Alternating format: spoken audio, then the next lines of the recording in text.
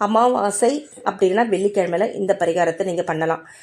ஆடி அமாவாசை வரப்போகுது, அதனால் நீங்கள் இந்த ஆடி அமாவாசையில் இந்த உப்பு பரிகாரத்தை தாராளமாக வீட்டில் பண்ணலாம். உங்ககிட்ட மகாலட்சுமி கடாட்சம் எப்பவும் இருக்கணும், வீட்டில் பணம் சேர்ந்துகிட்டே இருக்கணும், பண கஷ்டமே வரக்கூடாது அப்படின்னு நினைக்கிறவங்க அமாவாசை அன்னைக்கு ஒரு கல் உப்பு பேக்கெட் வாங்கிக்கோங்க. ஒரு பீங்கானோ இல்லை கண்ணாடி பவுல்லையோ கொஞ்சமாக கொட்டி வச்சுக்கோங்க.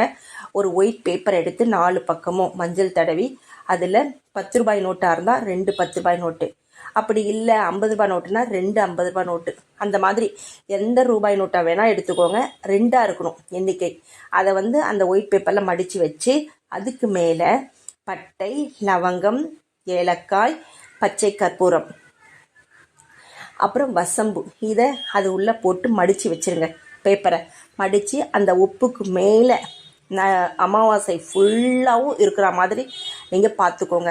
அமாவாசை முடிந்ததுக்கப்புறம் நீங்கள் 2 நோட்டு வச்சுருக்கீங்க பாருங்கள், அதில் ஒரு நோட்டை எடுத்து உங்கள் பீரோவில் பணம் வைக்கிற இடத்துல வச்சு மகாலட்சுமி தாயாருக்கு மனசார வேண்டி ஒரு தீபம் ஏற்றிட்டு அந்த இடத்துல வச்சுடுங்க.